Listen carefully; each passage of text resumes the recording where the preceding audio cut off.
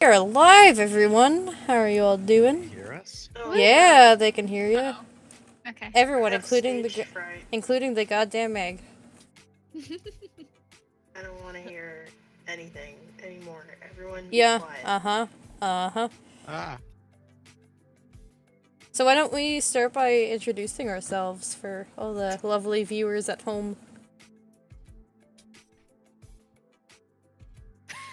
okay. Catherine, you start. Wow, I can't believe this. All right. Hi, I'm Catherine. I'm the marketing PR manager.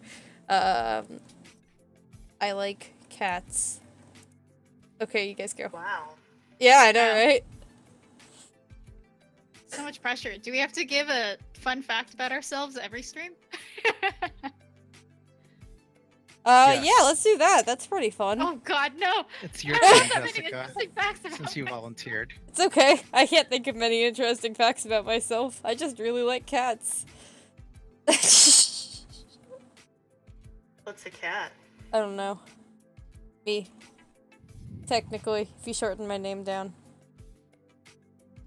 Who wants to go next? It is the year 2005. Oh my god. No. Sal. I'm Sal, known as Dark Cloak, and I like the smell of Copic markers. Oh no.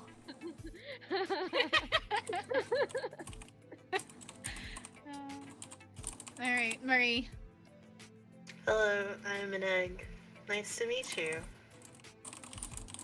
Okay. That's Alright, not what Marie. it says in the stream list. That's what it says now. It says you're more than just an egg. You're a particular type of egg. I'm a Goddamn goddamn it. egg. Yeah.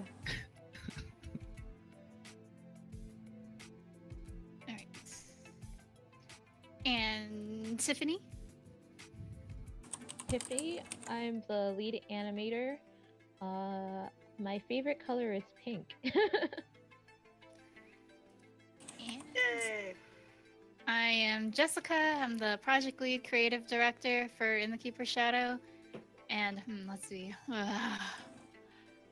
It's not really a fun fact that my favorite food is eggs. That's a fun fact. That is a fun fact. That's so cute. That puts a dark edge on this game, or the game studio. No, but it's the circle of life. It's true. Oh, sorry, I'm hosting. Everything. You are. I didn't realize I didn't have Lonely Egg on my auto-hosting list until now. But now it is. So the universe is Shame on in you. balance. Oh, Sal, are you in the hangout? Yeah, you are. Okay. Yeah, I'll share my screen in a minute. I'm just finishing up some work stuff. I'm doing a before I do some work on like actual Lonely Egg stuff. I'm doing like this little graphic because of a conversation I had with somebody recently that got me a little mad. Oh Oh. Are you gonna share it? The conversation? No, the drawing. Oh no. It's just I will in a second. I am sharing my screen. Can you not see? You are? Oh, okay. Oh, I wasn't. I was clicking on the wrong tab. I get to find the images though. 1, 2, 3, 4, 5, 6. So, What happened? I'm trying to figure out what I should work on in a few minutes here. I could either keep sculpting the 3D Emmy, or I could just do an Emmy fan art. I'm not gonna Do lie. any- If Do we, that- well, I mean, both Oh, are go ahead. technically Emmy. I guess like both could technically be considered Emmy fan art, unless we are actually using 3D. I don't know if we are. We would probably be using it potentially for rotoscoping purposes for the animation stuff, or like Oh. even just cutting it up and painting over it for any difficult like angles that we might run into or anything like that, or even just to have it as a maquette, right? Like Yeah. reference I maquette. still genuinely think that if we do a Kickstarter, we have to have like golden Emmy statues as like a backer incentive. I think that's a great idea. Yeah. Okay, wait a second. All right, so what is the name of that when like mini figurines have like that alternative like skin color? There's like a name Repaints? for it. Variants? Variants. Ah, that's it. Could That's have the like word. a glow in the dark Emmy variant. Can we have a gold goddamn Emmy egg variant. variant? Like one person gets the goddamn egg and it's just a statue of Marie. Wow. Yes. I want a statue of myself. That's weird. Well, you're not gonna get it, some random person's gonna get it. Yeah. Oh god. Can it just be an egg? No, you have to be a goddamn egg. That's what you Can call it just be, like, a yourself. fried egg? I don't make the rules, you wrote your name as a goddamn egg. Mm-hmm. Yep. She got you with that legal technical mumbo jumbo. Nice. Works every time. Okay, I could do this. Just shrink you down.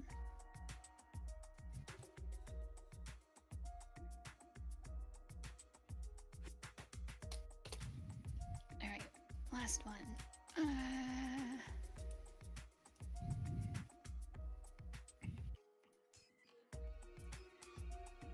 I retweeted you, right? Yes, okay.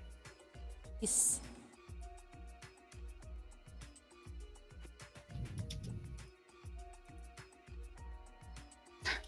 Marie, I'm surprised that you're not in the Twitch chat. You usually are Oh, yeah, I forgot. our ban hammer on hold.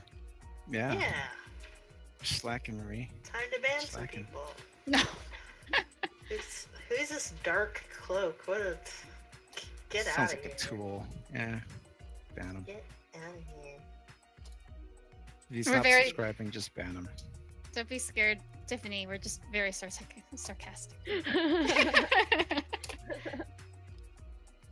Okay. Hey, Jessica, when Yeah? you're, just a suggestion, when you're not, like, when you're streaming these, you should host your Lonely Egg channel Wait, I'm not? on your channel. Nope, you're hosting somebody else. I see I am not the only person who did not realize this hadn't happened on their channel. Ah! Okay, I'll do it real quick. Is mine hosting? I don't know. Let me check. Auto hosting. Alright, let's make an icon Wow. for Tiffany. I go to the settings for Twitch and it says under where auto hosting Yeah. should be, it says auto host settings have moved. You're hosting the channel. Oh, yeah. Sal. Alright, that's cool. On my dashboard. I won't Twitch, if ban. you're listening, please redo your UI. Please. Again. Seems like every time they redo it, something gets weird. Hosting you auto hosts. Huh? Where do I show? Hey, Catherine. Yes, Al. So you know the 3 subcategories for when you're setting up a stream? What do you have the Lonely Egg one under? I don't think I have any subcategories on Twitch. Oh, you should. I don't know which ones to use. Like, Here, I'll show you how I have mine set up, and that'll probably give you some ideas. why does it keep unmuting the stream? I don't want to hear it twice on my own servers, my own channel. I can't words today. Wanna try that again? The hash Sure works. slinging, springing. Slacker. Yeah, that's the one. Here. Alright. I don't know why Um, it's hosting somebody else because the Lonely Egg one is my like top one and it's hosting them in order of You should unhost them and then host Lonely Egg then. I'm dropping a screenshot of my setup in the marketing channel. Okay. So the game category you would want to use is probably creative, as like the overall. Yeah, I have that set. Okay, and then like for the subcategories. Yeah, I just never use I- subcategories, so I don't know what to do with that. I'm pretty sure they do have the game development one. Oh, we have some set. We have creative artist, game development, and illustration. Creative artists. Yeah, I don't know what that is. I didn't set this. I could always set it as like indie dev or something. No, I think game development's great, but what the heck's creative artists? I don't know. That's what I was trying to another- swap I out. think it's another community. Oh, swap that one out for probably illustration. I think it should stay. Game Yeah. development and maybe painting, because there's usually one of us in here painting too. Alright. We updated, boys. Nice. On man. Stand by for a flood of watchers, everybody. Does it work like that? Does it update live when you're already streaming? That I don't know. Let's find out. I'm gonna go to the game development and see what's in there.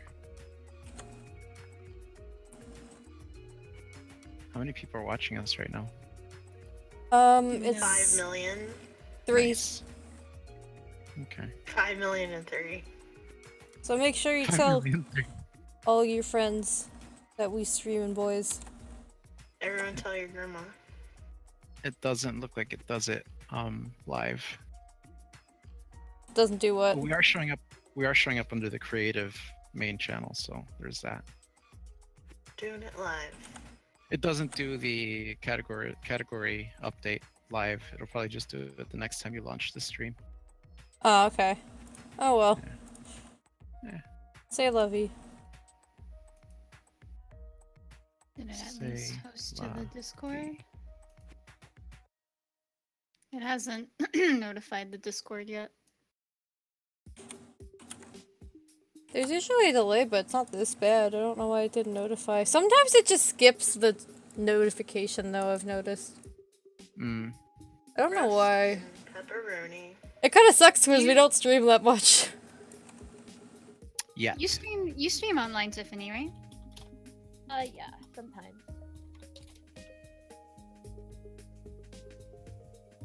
Okay. Too, but I don't really have like a lot of followers or any really. Big mood. Big mood.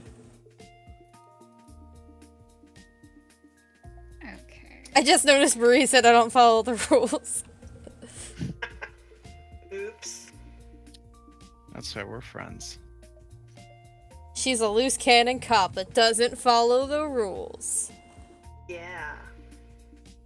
All right. So I had a conversation with somebody in a different Discord, and they were asking me about some feedback about like lessons that he's been getting from his university teachers on concept art and illustration. Mhm. And he's like, all right, I need some feedback because this just doesn't feel right. And his question basically was like, how long does it typically take us to do an illustration? And like, that's such a heavy loaded question, but Oh. like I answered, but it was more like a personalized answer because I don't know how long it takes, you know, other people exactly. And he was like, this goes against everything that our teacher taught us. And I'm like, okay, what did your teacher tell you? And he's like, well, he says we need to create super polished images like League of Legends splash arts in a day. Oh! Oh no! I had a heart attack. Serious? Yeah, Does- and But it's like almost common knowledge that like the people like Jason Chan and all the people who do this splash art, like they get like a month. No, other stuff is perfect all the time. Oh, okay. Like they're just doing it in an hour. I'm done. Yep. Give me And my money. I just was like, what? And he tells me, you know, like that they watch a lot of like time-lapse videos of people painting. Mm-hmm. And he says, okay guys, you have to work at that speed, at the time-lapse speed. Not real-time speed, but time-lapse speed. Ow. What the Okay, this Who- sounds to me like who is basically this guy? So destructive.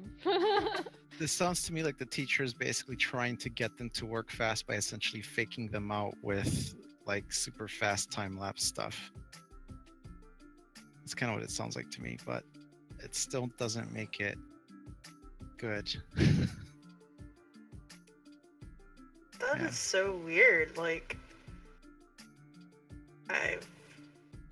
I've never heard of like someone just saying, "Yeah, you need to practice being fast." You know, like forget practicing your fundamentals or learning like basic stuff that will make you faster Mhm. because you'll be making less mistakes. But no, just draw fast. That'll Draw fast. get you Become somewhere. Sonic. That's Wait, what you are we guys- streaming to the Twitter? I don't know. Hold on, I'll check. The Twitter one's not showing up either. Oh no. Did we have to wait, did you replace the restream link? Yeah, but I replaced it with the correct link. I didn't use the Twitch one. That's weird. Because I have to swap it out every time I want to stream. Which is kind of annoying, but it is what it is. It's not a perfect system. On the bright side, I have an icon for Tiffany now. I don't know how to fix that problem, though, unfortunately. That's weird. I don't care. Who are you? Go away. The phone's... Where am I? You don't have to go home, but you can't stay here, phone. So, what was I saying? Oh, okay, so I'm hearing this from the student, and I'm just like, oh my lord, like, what is happening in this classroom? And, he was, like, asking how long it takes to finish a piece, right? And each artist works differently. But for me, like, there are different ways in which I work that, like, apply to different types of illustrations. So, like, if it's usually for, like, personal artwork, there's, like, a lot of experimentation. So my artwork might change a whole lot over the course of me working on it. But then there are times where, like, you need something fairly fast or, you know, be able to be completed on time, and those ones I usually, like, thumbnail and sketch out the foundations in the beginning. Yeah. And that's what I was telling him. I'm like, if you spend like 15 hours on a piece, like 10 to 15 hours, the first hour or so might be you sketching, and then the next would be, or thumbnailing, and the next, you know, hour or two could just be sketching and fleshing out. And then you spend another couple hours like polishing, but the polishing part is where you have the most leeway because you can cut it off at any point.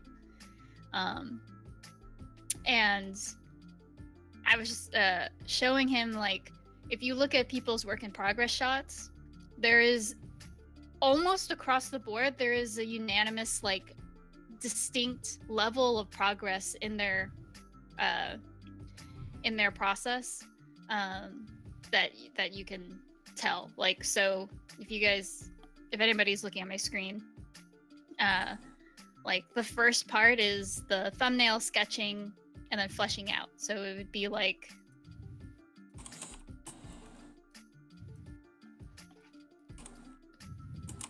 where's my brush?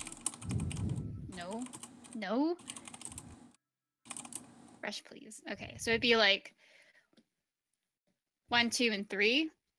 That's those first steps. But then after that, after I fleshed out 4, 5, and 6, there's not a whole lot of change in between those steps. So I was just trying to, like, you know, tell him that, like, what does a polished piece mean? Because you could add as much polish as you want. Like, you know, there's always something about a piece that can be changed or done differently, or, you know, could use that extra little bit of dust on it or that extra paint stroke. And I was trying to, like, get him to think about it this way rather than, you know, I must complete this image in 15 to 20 hours. Because that doesn't really, like, get you to think about the time management of those 15 to 20 hours. Right. Yeah. And I was just, like, super mad at this teacher telling him that he needs to work at supersonic speeds and, like, not be able to, you know, do research and actually, like, thumbnail and sketch, because teacher didn't think that was useful. That's and I'm weird. just I don't like, think the teacher paints, because I don't know anyone who finishes a illustration at that level anywhere near within a day, and I'm talking about, like, the best of the best who have their pick of the jobs. None of those people finish work in a day. That's ridiculous. yeah. And I mean, you could finish something in a day, but that's not usually how it. I mean, like yesterday, you were in the stream, or was it yesterday? A couple days ago? I was Tuesday? streaming with somebody. Yeah, Tuesday. I was streaming that sketch thing, and I spent maybe like 3 hours moving pixels around, and that's where I got to at the end. And I could easily have spent the next 3 or 4 hours like polishing it up to a point where it could be presentable. So that's about a day's worth of work. But on average, that's not how I work. It's like I put 2 or 3 hours here on this day, 2 or 3 hours on the next day. I don't try to cram it all into the same day because I don't know. I feel like I need some time away from Yeah. some of these artworks. Well, also, like, people are working on more than one thing. I mean, you can't, if you have multiple jobs, there's no way that you're just working on a thing. You're working on, you're finishing up something you already had. You're looking for other work, which is also part of the job, and there's lots of other time commitments in there. I think whoever gave that person advice, I feel really bad, but I also think, you kind of need to start taking, I mean, I don't know how old this kid is, but like, you kind of have to take advice with a grain of salt. Like, not everything is true, and if you're like super gullible, you kind of have to remind yourself, like, hey, maybe I shouldn't think that this teacher is right about everything all the time. Mm-hmm. Yeah. Yeah, I kind of feel bad for that kid though. Like, I don't know what school he goes to or he or she goes to, but it's like, There was another student who's a friend of mine, and she's going to art college right now. This reminds me of her experience that like snowballed. So they had to do studies in her class, and it was like studies of doing the cube studies for different materials. Yeah. And she did them. It was an easy class assignment, and they put them all up on this board, I guess, to look at them. The teacher called her out on her saying that she had cheated by using photo bashing or photo textures. Okay. And she was like, no, I very clearly, like, I painted this. I can show you the work in progress stuff. I can repaint it for you. And this teacher, for some reason, I don't know why. I don't know the full context. Like, there could have been a big argument, or just like, I don't know why this teacher blew up about this particular thing. But he refused to kind of listen to anything that she had to say. And so they're having this discussion in front of all of her other peers who now think that she's cheated on her assignment. And he like failed her on the assignment, and she like took it up with the head of the department, and it got into this huge thing where like the teacher was blaming her for being a cheater, and she was having to prove that she didn't cheat on this really simple materials assignment. And it took a long time for them to resolve it. I think she ended up like just redoing it. The department head or whatever was just like, you know what, just redo it, that will solve the issue, right? Like, well, the issue is the teacher, not yeah, exactly. And I'm like, why does the student have to, I mean, it anyways. It's So so she- shitty. Yeah, and like she honestly felt she was very hesitant about going to art school in the first place, and like a very tough decision for her to be working with other art students in that kind of environment. So this was a super negative experience for her, and I was just I don't know. it's dumb. That's really shitty. But I mean, you never know what you're gonna get. Like, especially when you can't pick your instructors or the people who are going to be grading you for things.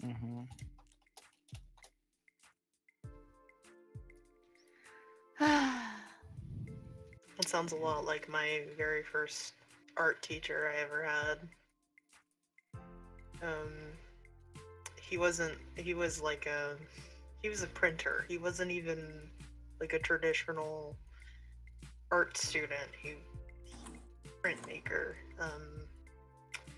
and every time, like I think every Friday or like anytime it was a Monday or Friday, he would come into class about half an hour late, and he would complain at us because he'd say we were ruining his morning because if he didn't have this class, he could go to Starbucks and spend an extra hour there. Sorry that you have a Wow. job. Jeez. Sorry you have a job, mister. I'm sorry that you get paid to teach us. Like, what we're supposed to say? It was just so weird. I had an art teacher in college who would always like start class with like some kind of YouTube video he found so he could just like kind of like somberly eat his like depressing sandwich like at the beginning of class. He was great. He was actually a really good professor, but I always found that really funny. Is like he'd bring like the same like really cheap sandwich because he claimed he couldn't really afford anything else. Oh no. Yeah. I mean, I guess like it's a reasonable point though, because like college professors, I don't think get paid as well as we think they do. It depends on No, like, they don't. yeah, I think it depends on like their status in the school, but like usually it's like per the class you teach or something, and like how many It's not hours really. you teach. I mean, some places it's not even better than public school. I Yeah. I recently talked to a person that I knew back in high school, and they went off to Europe for an apprenticeship. And it's totally different. Like, when you want to go into... So their art trade was... what was it? It's like oil painting, but I think it was only strictly still life painting. So that was like that was the trade, and they went there to study that, and they studied under a master. And the master takes on only like 10 students and trains them like super hard for the next, whatever 3-5 years. Oh wow. And they come out of that and like they have a position in the community now. Like it's a very like where he did the apprenticeship, like as soon as he graduated, he was like given money and opportunities and a place in the community that he could set up his workspace and like start selling to the community. And it was totally different, like. But on the other hand, it's a super exclusive. It's similar to what they do like with the MFA programs, like in the bigger art schools. Like it's the same thing. You study under a certain professor, and they introduce you to all their contacts and all their like gallery people, and that's how like more or less you get into that scene of art, like that type of art. Mm-hmm. But yeah, that's really cool. Like that's a cool system.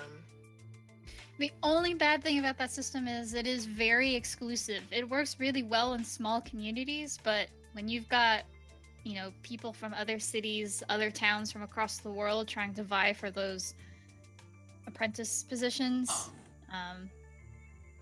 elitism kind of plays a part. Yeah. They're like, it's not That seems to perfect. happen everywhere in like every industry, because you hear about stuff like that in like even ballet or like the modeling industry. It's really weird. It sucks. But I feel difference... like those things are like now it's changed. Like when you see like modeling or ballet or like whatever that is, I guess, holds a high position, like it has a high cultural societal value, you kind of see, I mean, I don't want to insult people, but you basically see like rich people just throw enough money to get their kids through it, and that's kind of like what they do. Like it does, it's long gone are the days where it was like a craft and, you know, you had respected people in those fields. It's just like rich children, you know, spending a little bit of that hedge fund money. Like, honestly, that's it. Yeah. But like, I don't like blame the studio. Like, if they need, you know, they need to afford their rent in these metropolitan places. Like, it's kind of what you have to do.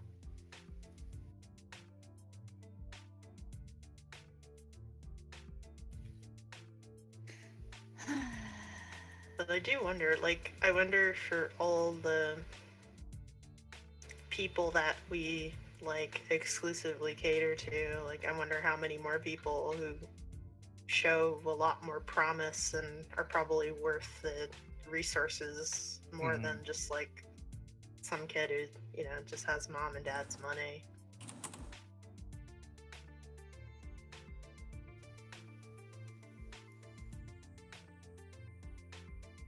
Yes. No offense, hedge funders. Sorry.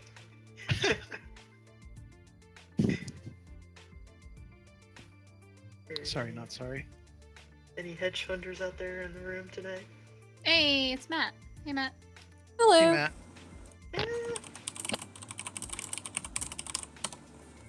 It is Matt. Is back. Alright, I have no idea what I am. I don't want this anymore.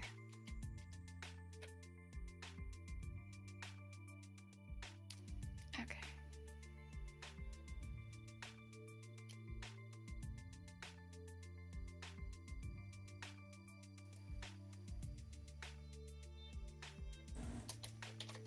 And speed this.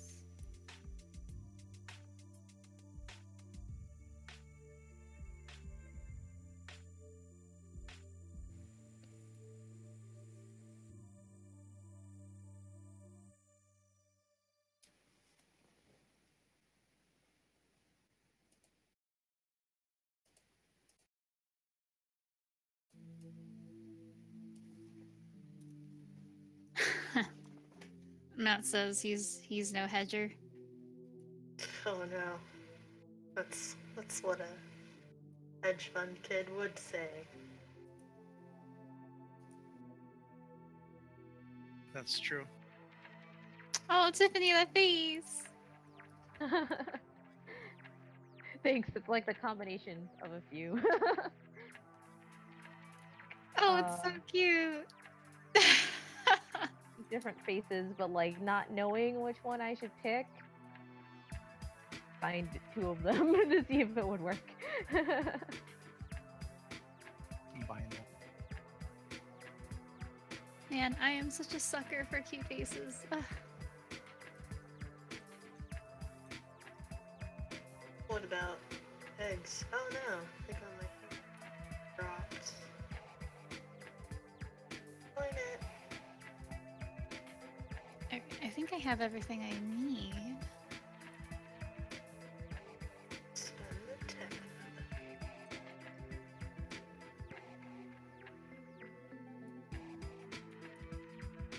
Now I can actually start.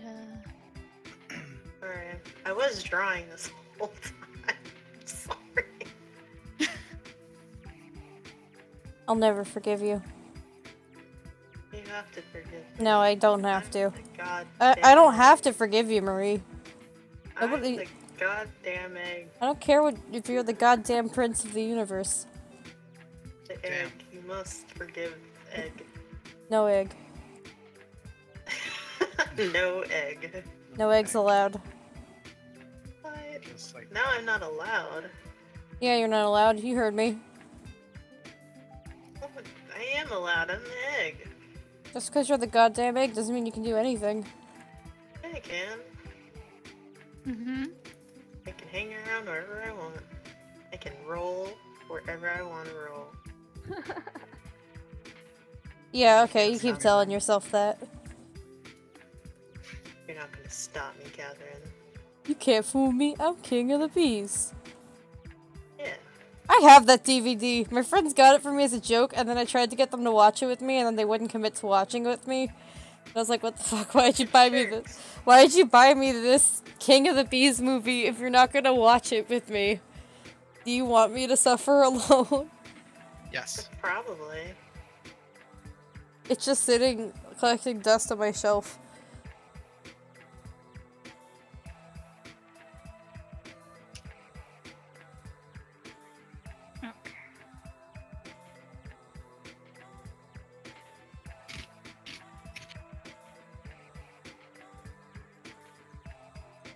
Looks right. Animosity today. I thought that was Nightbot's job. Well, we gave Nightbot a timeout, and we told him what's up, and now he's, like, not banning everybody. Wow, Nightbot. He had one job. Yeah, we taught him his lesson. We put him in his place. Oh, now you're telling Nightbot what to do, huh? Yeah. That's right. Nightbot's a jerk. Wow. You fucking heard me. Okay, where is the... Don't be laughing when the robot uprising happens. That's probably true. Oh. He's like, you've put me down for the last time. Yeah. I'm saying beep boop boop bop boop boop bop. Delete all of Catherine's passwords to anything. Beep boop boop bop boop boop bop. Alright, I'm trying to find some last minute references here.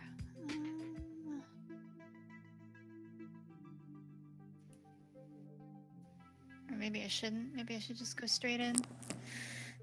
What do I want?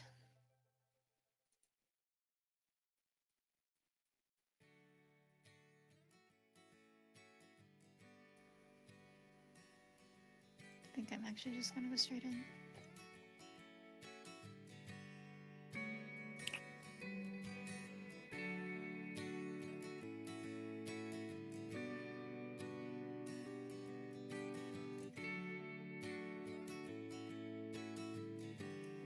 I'm just gonna go ahead and remake Emmy. Delete My God, any. Sal.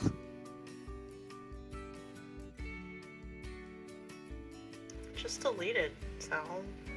Matt's asking what each of us are working on. I'm drawing Pyre fan art. Wow. I'm working on a sticker. Oh, I shouldn't have said that, Tiffany. Oh my God. Why? No! Next time I see you, Nana, I need to get a sticker from you. Oh no, whatever shall we do? You made it sound like it was Don't- something really bad don't and I was understand. concerned. I don't understand. Don't understand. I just, when I see cute stuff, something comes over me and I have to like, I have to get it. Understand. I know That's a that big feeling mood. well. The biggest mood.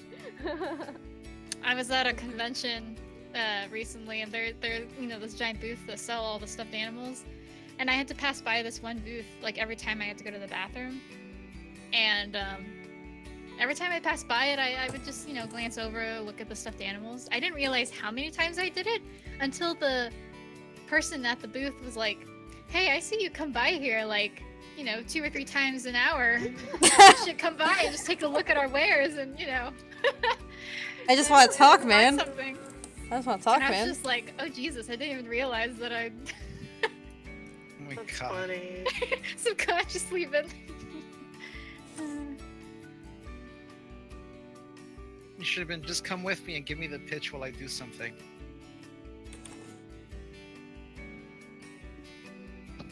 All right, I interrupted. What are you all working on? Yeah, what are you guys working on? Who am I? 24601. Yes. Oh wait, did you already say what you're working on? Maybe.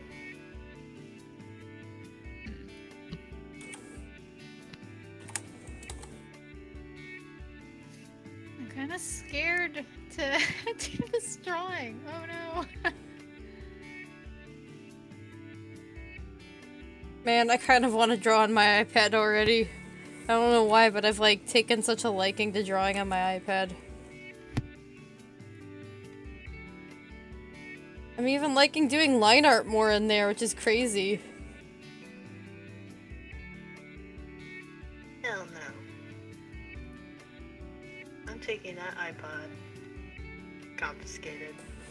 My iPod Nano, which I can't draw on that at all. Give me that iPod. No. Not my childhood. Anything but my childhood, Marie. It's mine now. Oh no! I think I'm gonna. Huh? Marie stole my childhood. She ruined it. Single-handedly. Done it. Finally done it. Finally here, performing for you. Oh. Alright. I'm working on some conceptual art And Donkey Kong. for a location in the game. We're not really concept art. I guess I'm just doing more studies than anything. I feel like studies should Just count as concept concept studies. art. Can we ban Donkey Kong, please? Yeah, what Sal said. No, not Marie said. We're not banning Donkey Kong. Donkey Kong can stay. Marie, maybe not. What? I mean, you're the one who's calling to ban Donkey Kong. He didn't do anything wrong. Yeah, he did. No, he didn't. He existed.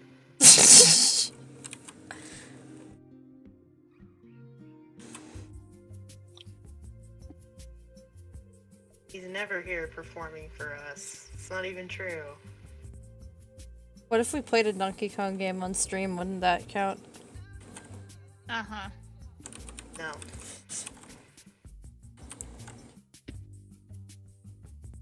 This is so difficult. I'm telling you, Donkey Kong, Tropical Freeze on stream. I don't think I could actually play that on stream. I need a Nintendo console for that. Or not a Nintendo console, but a streaming card. I should invest in one of those someday. I feel like I'd get a lot of mileage out of it. What was Yes. Tropical Freeze on again? The Switch with new funky mode. Oh yeah, okay. So, isn't it just like a little app thing for the streaming, or you actually need a You need a card? capture card, yeah. Oh. Because it connects to your console and stuff. Okay. There's actually a special one you have to get that only works for the 3DS, because you have to like actually like put your 3DS in the harness to use it. It's like real intense. It's too complicated for me.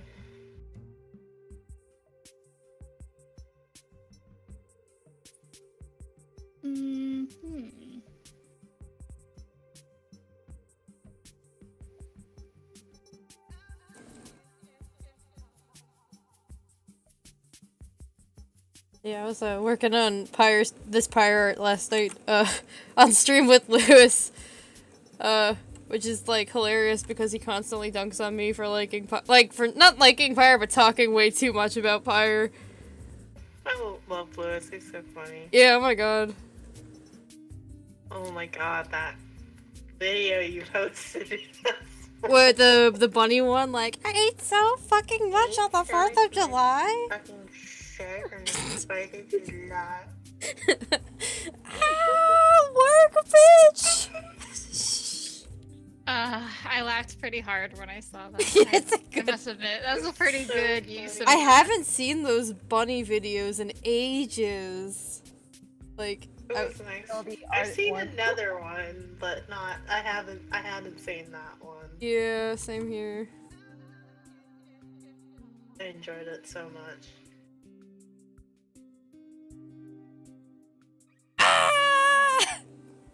Work, Okay. bitch.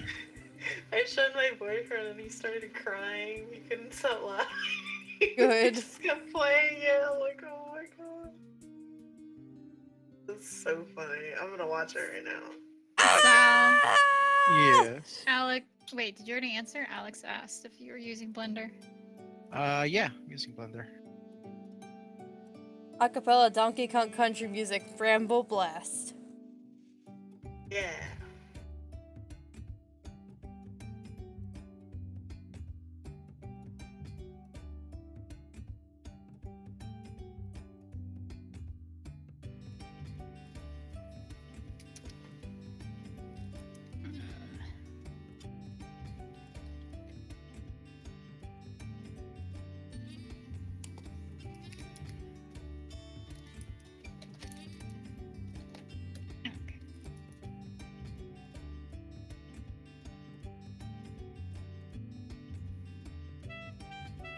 I feel bad for whoever invented that Zuby app because, like, that's the only claim to fame now. I hope he owns it, honestly. Or she, or they, whoever they are. I hope they own it. But Because, like, if I made a meme, I sure as hell would own it. I just like the people who are like, the new season of Egglets looks great. My god. I love Egglets. Egglets was so good. I loved it Binge too. watched it 3 times already. 3 times? Oh my god. I binge watched It's just it like, the first time I it's watched such a comfy it. show. I It really is. love it. I It's used to watch the miniseries when they had it, so when they released the full series, I just watched all of it. I didn't hear about it until like it came out on Netflix and like I don't know, like it's such a sincere show, which is not what I was expecting at all, and like it has like one of the best like commentaries on romance I've seen in fiction in a while. Like it was really interesting. And it's not like immediate. Like narrative when it comes to romance is always like, I saw her. She is the one. Yeah, and they Like, handled that whoa. concept really well, like with the ending of the show and stuff. I don't want to talk too much about it in case anyone wants to watch it. But like, it's just the way they handled that was just so well done, and I wish I saw more shows that did that. Yeah, I liked how it was freaking realistic, not like instantaneous love. Like it was just realistic. It's like what an actual person would do, Mm. and it was very relatable. Also, Washimi and Gori are so good. I love them. Wish I was Rishimi, but I know I'm gory. Big mood. Big mood. Washimi's like my favorite character in the whole show. I'm definitely more like Retsuko though, honestly. Like if I'm gonna be real here. Hashtag real.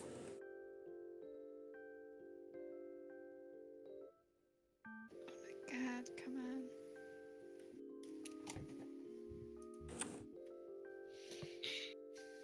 Matt's been getting into My Hero Academia. Ooh, I need to catch up on that show.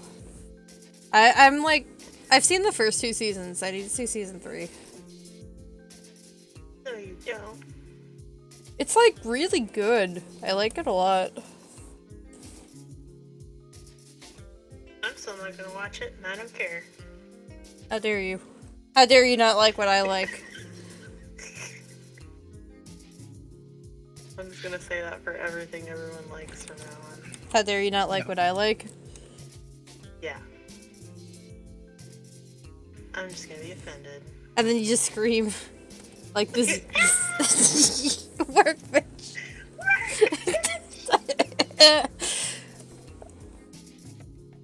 To work out in 100-degree weather. Yeah, it's so hot. Real talk. Like, it was like actually 100-degree. Why is everywhere on fire? Like, I want to know. It seems like every part of these great United States of America is on fire. Yes, it's all on fire. It's all your fault. How hot is it over there where you are?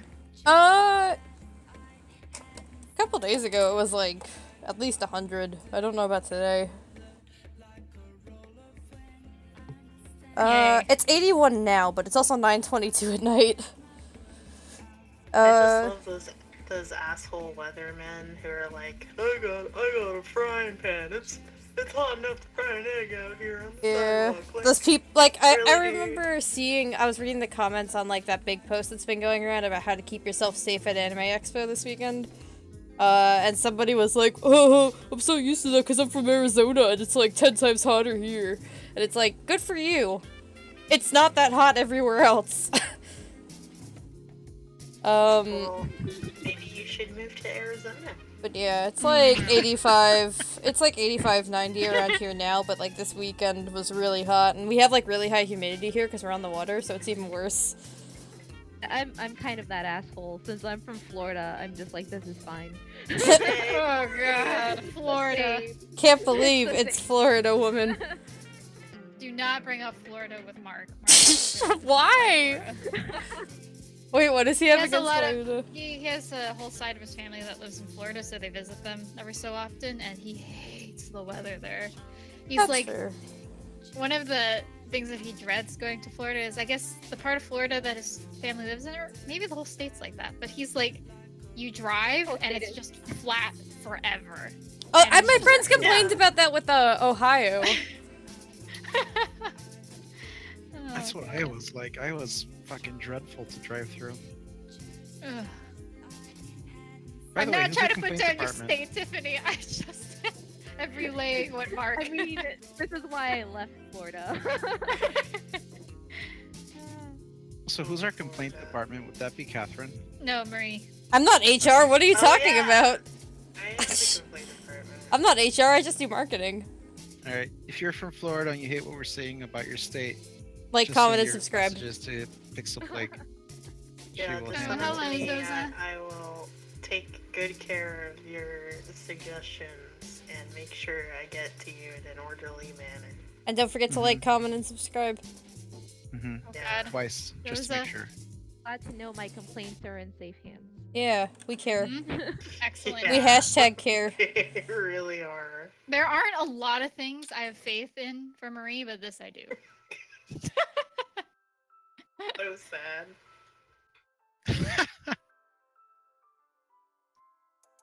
High expectations for the goddamn egg. Alright. Actual serious business. I have some questions for alright. Tiffany.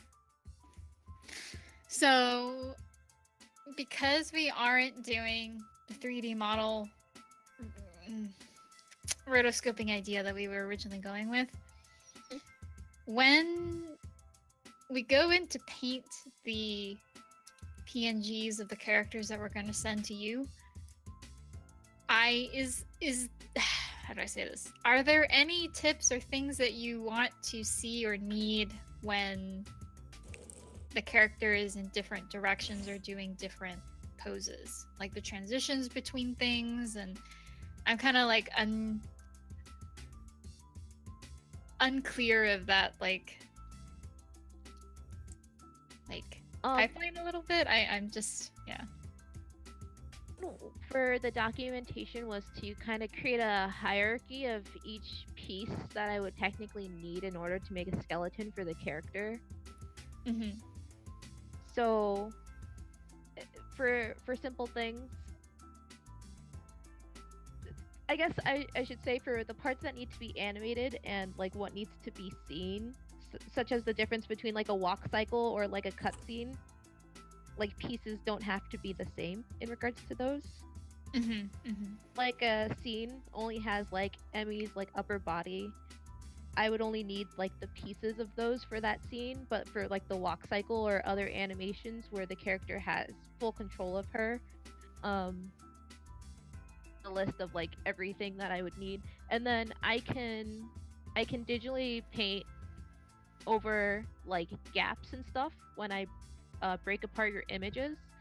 I would just need to know what, from your perspective as an artist, what needs to be a separate piece. Like how I accidentally didn't realize that the shirt stopped Mhm. earlier, and so Yeah. something like that would need to be made clear to me. Okay. Yeah, I was just kind of like, other than, I mean, I was talking about this a little bit with Sal in the past. Like, we were looking at the Broken Age, like what it took for them to animate their characters in Broken Yeah, Age. it's ridiculous. And it is They- ridiculous. And I'm kind of like, how insane, I guess, should we go with the characters so that we can get away with a lot more without needing to do the extent of the insanity that was Broken Age.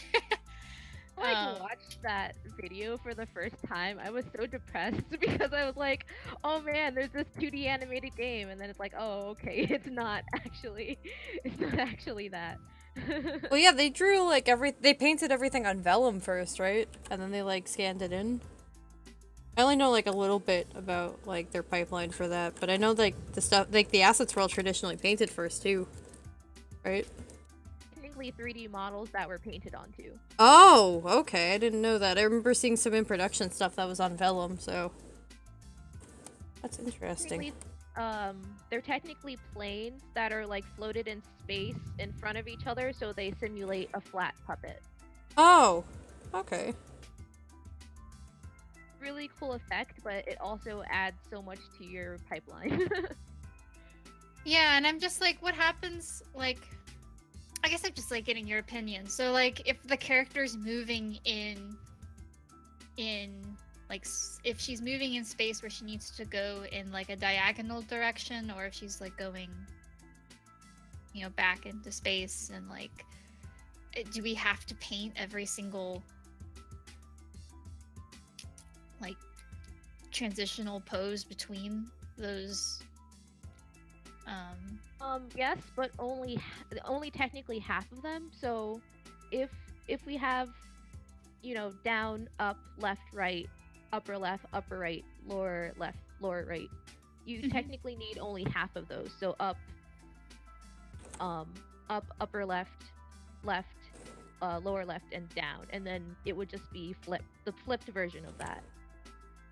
Okay, yeah, I see. The design that you have of Emmy presently, her character sheet, extent of what I expect. Okay.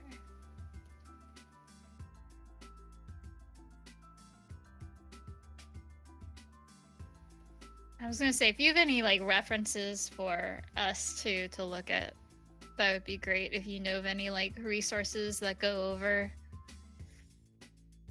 I should look for some, because it might be easier to just show rather than trying to explain it.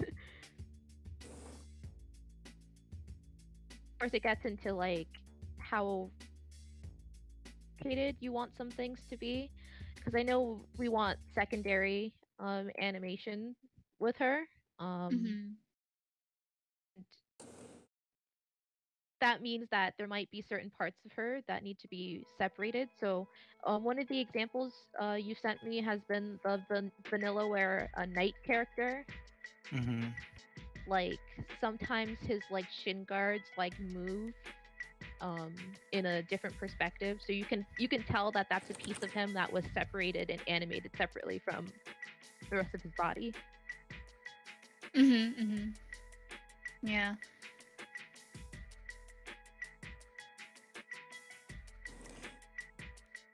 Okay. For me to make like a diagram or like an example of something. Yeah, I mean, at some point, I guess, like, we'll have to sit down and figure out exactly. I mean, I'm doing it a little bit now, just getting references, but I also need, like,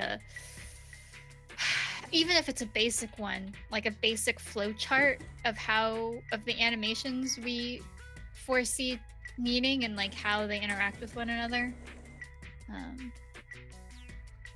Like, there was an awesome flowchart I saw that I cannot find for the life of me, but it starts with like her in idle position, and then it like has like this flowchart thing where it connects it to all these other idle positions, and then down the branching tree it goes like idle to walk, idle to run, and yeah, it kind of like just lays out the animations and like tells you which ones are reliant on another one.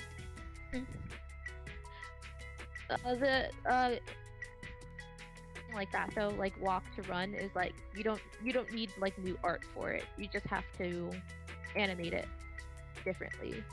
Mm-hmm. I guess it's also worth noting, like, how many actual perspectives we're gonna have. Because if we just have, like, do we want a full side to 3/4 to back and then front? And, like, do any of the animations transfer over to those perspectives? Like, if she's facing forwards, are we gonna have her walking? Or is she just gonna be, like, facing us and doing still idle animations while she's facing us? That's what I'm wondering too, because if we're using Broken Age as an example, because they had 3D models, they technically have like that 360-degree range, but they only had like specific ones set out that were actually painted illusion, more so than like a different like pose every single time. Mm-hmm. Yeah.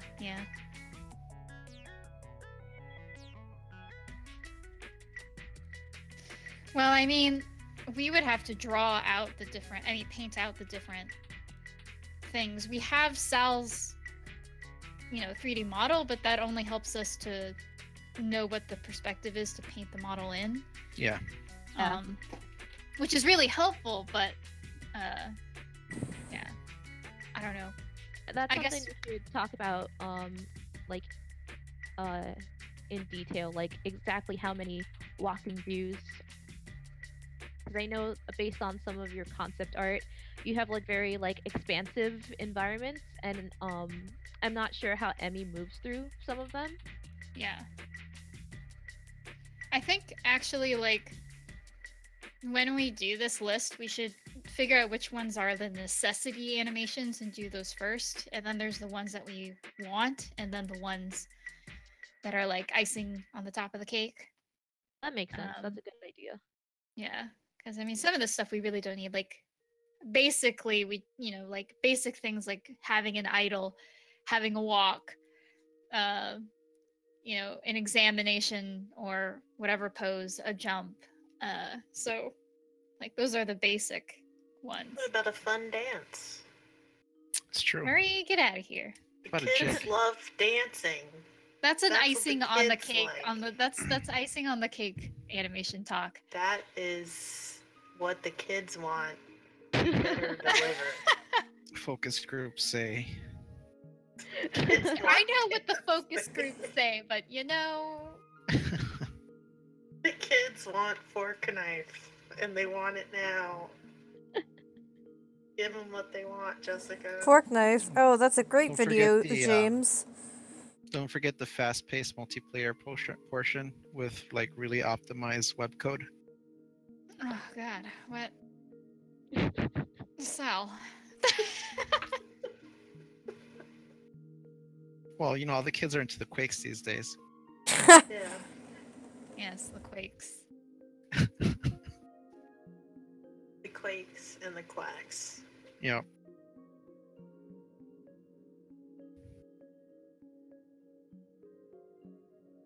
So, you better give the kids what they want, Jessica, because can't Yeah? make it in the biz with that attitude.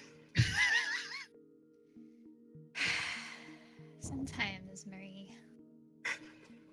What I like to call the biz. One of these days, Marie. One of these days.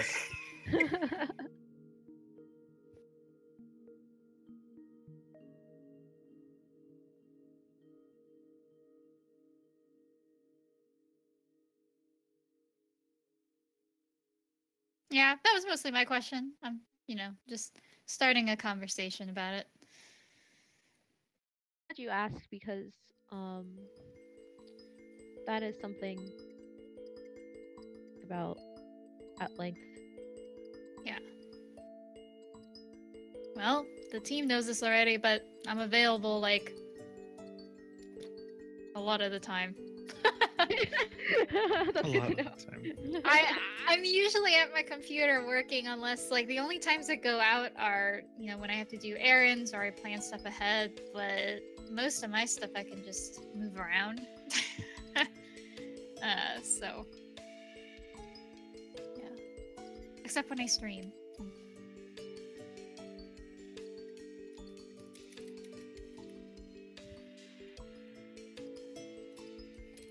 I want to see what everybody else is working on. As if. As if. Oh, Marie, that looks very cool. Oh, yeah.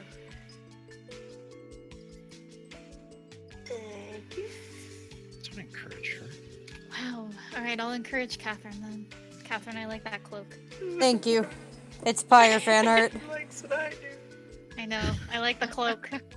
Thank you. I feel like that statement could be misconstrued because Sal's last name is Cloak. Yes. I've always wanted to try cosplaying as a character that has a cloak. Cosplay is fun.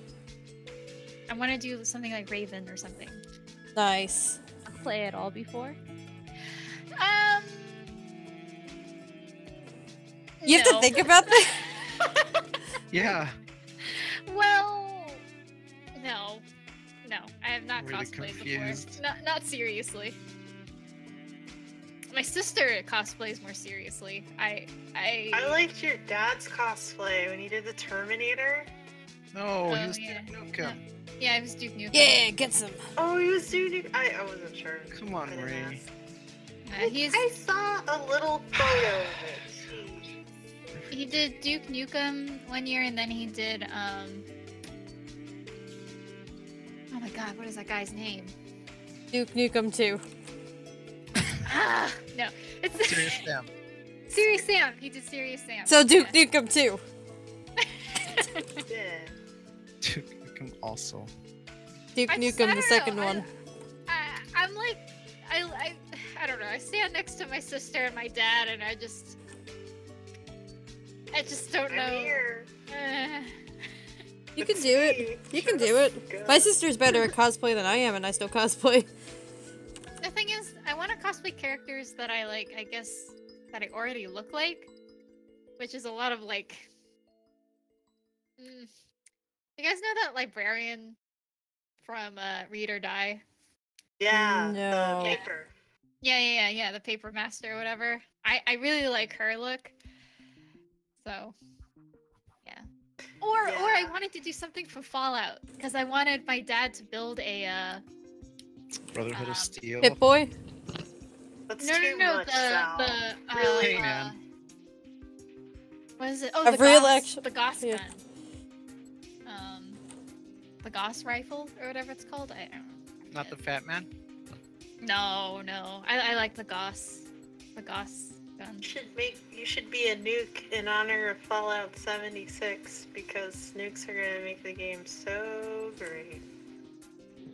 I have opinions on that. Has anyone tried the beta yet? No.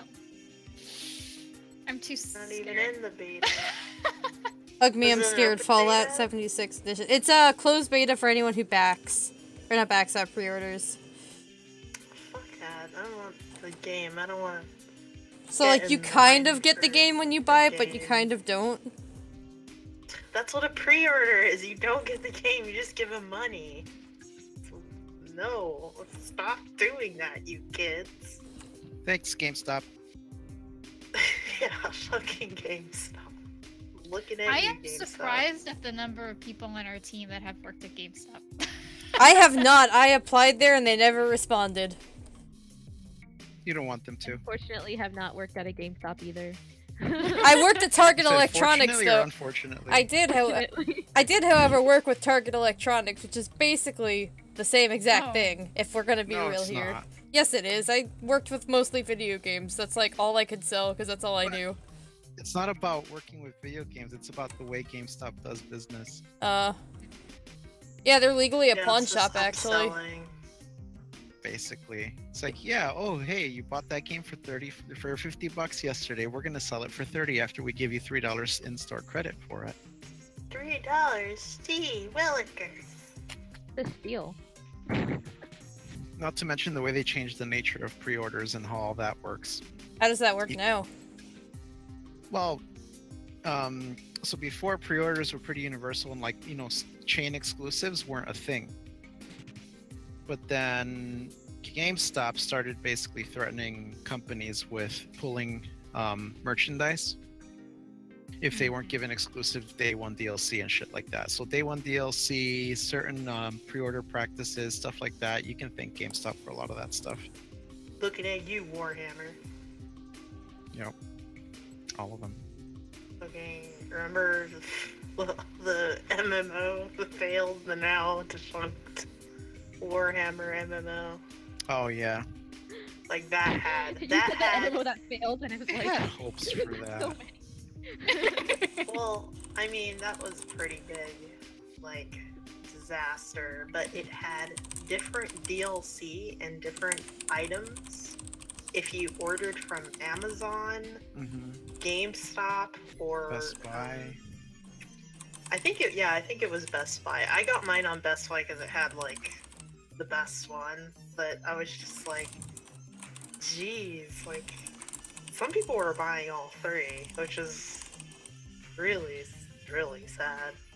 Yeah. Well. But it gives in, like it lends itself to that, like people who buy both Pokemon games when they come out, or that whole thing, and like, stop it, stop doing it. Yeah. Unfortunately.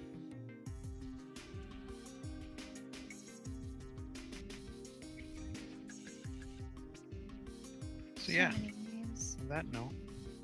There's so many games I wish I could play for the first time again. Mood. Oh, I have a friend, and like he already has, like his kids are already at the age that they can like play a video game independently, and he's going through the whole, like his favorite games from the PS1, and I'm just like so jealous, like such a good era of games. Like I can't wait till those kids get to the PS2 era and start like playing like Shadow of the Colossus, and Yeah. oh man, that's so cool. Just like, That's how I would do it.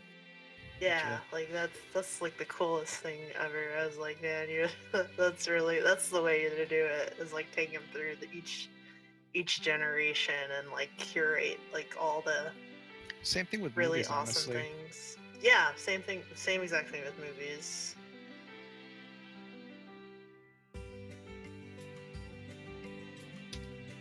Oh, I saw I saw that they remastered Prehysteria. Oh, What? like no. Okay, so this was a really bad, I think it was a direct-to-home movie, and it pretty much rips off of Gremlins, Jurassic Park, just a few other like popular movies in like the early 90s. Okay. And it was a dinosaur movie, and it was Prehysteria. cashing in on yeah. It's coming back, yeah. Yeah, and I just saw a commercial today on YouTube that was like, oh, it's remastered. I'm like, wow. The people were really asking for this. Coming soon on DVD.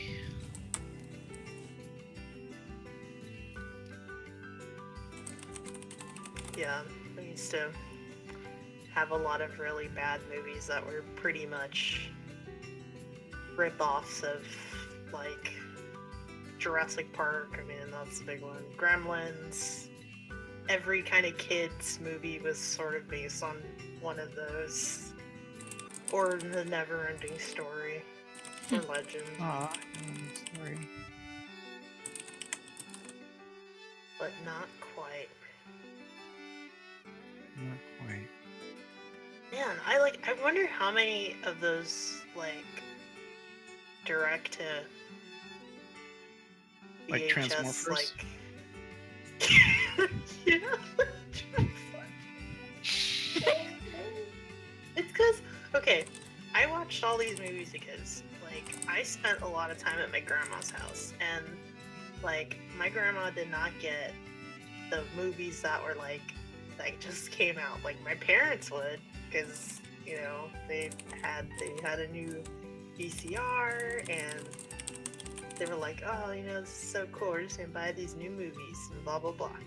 Mm-hmm. But like my grandma had this old VCR, you know, super old thing, Mm-hmm. and an old television set. It had a dial. It didn't have a remote, and she would get like these bargain bin VHS movies, and most of them were just rip-offs of Disney. Yeah. And like Warner Brothers cartoons. And like I watched sort of Snow White, Sort of sort Snow of White. Cinderella, sort of Looney Tunes, sort of Tom and Jerry. Like I never That sounds messed up. It's so funny. It's like these bootleg versions of like movies I had already seen and shows that I already had like at home. But it was just Nice. like the parallel universe of my grandma's house. It was so funny. Like I remember like sort of Gulliver's Travels. Like that was God. my favorite one. It was so bad. I really wish I could find them now, but like I have no idea who did them. But Mm-hmm. the market was flooded with that because literally parents would go and see, oh, sort of Cinderella. Yeah, like the Okay. Land Before Time ones. We There's a had all few of those. I've Nice. seen every sequel. They're all terrible. I'm so sorry. It gets That explains a lot. It gets worse. They get worse and worse, like every sequel. Like it's just Now you know, cashing Jessica. in. Every time Maria's trying to trash your dreams, this is why. I see. Yeah. Well, the most messed up part was that at the end of like you'd watch like Land Before Time 5000 or whatever, and at the end of that it would say, make sure you buy the next one. Like they didn't God. even make it yet, but they were already advertising it at the end of the thing, and I'm just like, wow, this is such a cop out.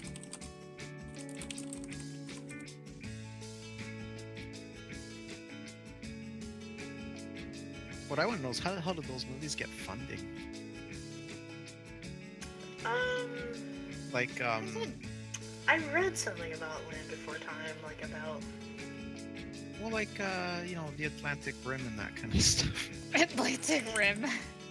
That's a thing! I know. It's just... oh my god. Yeah, I wonder. I feel like. I mean, I don't want to blame China, but I kind of want. You don't want to blame China, but China. I bet it was just super cheap to just. Well, it's kind of like how they. But they're made domestically. A lot of those. But I mean, that's what I mean. Like, you know how people these days they'll find out who the manufacturer is, pay them on the sly, Mhm. and get, you know, bootleg product made. But technically, it's made the exact same conditions as Oh, the original what you're saying. thing. So I think they would go to these studios. Studios are strapped for cash. They said, well, we don't need a masterpiece. We just need something. And Right. they pay them up front and say, here you go. And, you know, we need this in time for next year or some shit. And that's how you get Grandma Got Run Over by a Reindeer. Walking home God, I from love my that house movie. Christmas Eve. What's wrong with Grandma got run over by reindeer? Love that movie. That movie is something. Like, I remember Cartoon Network would play it like... Cartoon Network would play that like every Christmas, like almost on loop. Oh my god, I would watch it all the time. I just like, they're gonna, like, the whole movie was about suing Santa, and I was like, I know, like, you just stole the plot. But then the songs, like, we're gonna get rich for suing Santa, like, what is this shit? It's kind of like those Ernest movies. Well, I'm just gonna what? I'm just gonna link one of the songs, just so you know how the suing awful. one. Yes, I'm That gonna was put it my in the- favorite song. I'm gonna put. I better not delete my link. Well, now I know what I'm gonna watch. Please watch this video. I put it in the Twitch chat. Beautiful song. Jesus Christ. Today on the Lonely Egg stream, Yep. Pretty much. Marie goes into her dark history. Yeah, I mean, this is like, what, in the 2000s when this came out? Oh my god, the Oh. smoothing in Photoshop. It keeps messing me up. Alright. Oh, Photoshop. Why? Why are the Photoshop?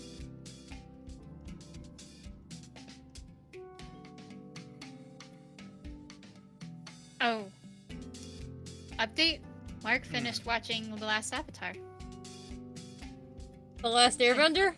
Yeah. I mean, The Last Airbender, and he loved it. I was like, wait, what? Not me! No, he finished watching it and he loved it. Good show. No, I wasn't Listening. expecting him to... Hey, speak of the devil. Oh no. Oh, hi, Mark. It's Santa? No, yeah, it's definitely Santa. No, it's I Dark see. Marks. Hey, I Mark, came you're in Santa. because- Oh, hi. I don't know what to say about that. Ho ho ho is what you're supposed to say. Yeah, you're supposed to rub your belly or something. I'm gonna not, but Let's just feel pretend free you to have. say otherwise. What are the cookies?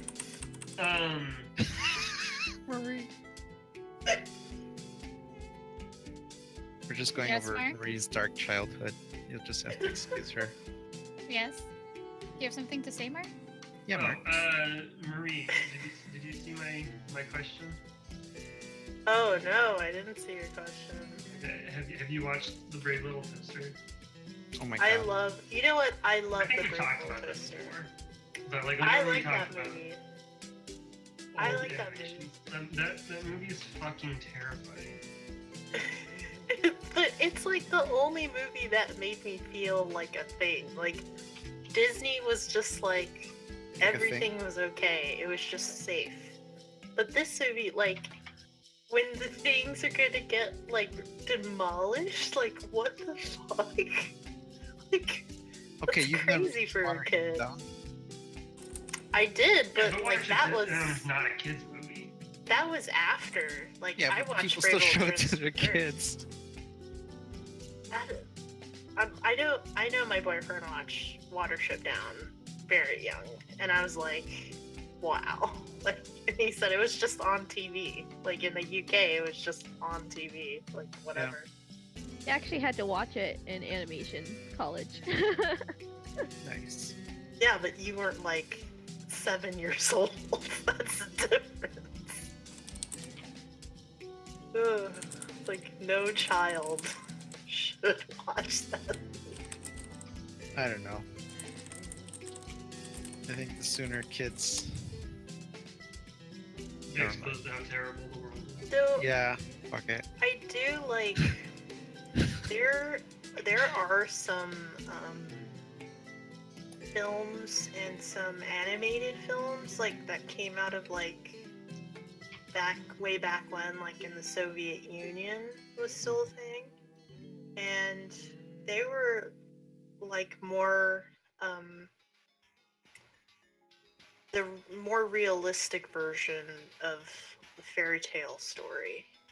Oh, yeah. And I got to see this because I had at the time I remember I had like an international film channel. Like it was just it would show like an animation every once in a while and a lot of Russian ones. And those were just they were kind of somber but in a very beautiful way. Like Yeah. the technique and the animation used in that was actually very skillful. And it was beautiful, but the stories were like really like down in the earth, kind of dirty and kind of sad and like not like glorified cutesy little animals. Like I know one is about a hedgehog that is trying to make it through the winter. I don't remember the Sonic game.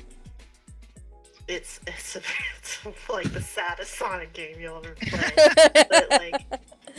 But it's so cool because it uses texture and it's gritty. Like you see all these specks and it's this little creature's trying to make it through the forest. And because I think it like forgot to like do something and then the winter came and he fucked up. Now he has to pay with his little life and His little life. and he's trying to make it through the woods in the snowstorm, and it's so cool because it almost looks like coffee grounds and just all kinds of gnarly, like they use leaves, like little bits of cut up leaves to make textures. It was really cool, but it's like stuff like that you'll never see like out of America. Like our animations are very polished and very beautiful and lots of like it's very carefully constructed, but like theirs just feels like some guy did it and he was moving sand and leaves and natural media across a projector and taking every single frame, taking a photo and creating this animation. And I thought that was cool to see, and I don't even know what those animations were or who they were by. It probably didn't even get credited because of like communism or whatever, but like they were really good. They probably said this is Because communism. Oh my god, Catherine Lewis showed me that fan fiction. Oh my god! Like, no, we were literally talking about that at like 2 in the morning, like, I guess technically 4th of July, but I don't consider it 4th of July. Cause, hold on, let me pull up the conversation I had with him. Oh, my phone's wet because of the condensation from my glass. Ugh. I'm very confused right now. Just like it. It's fine. Oh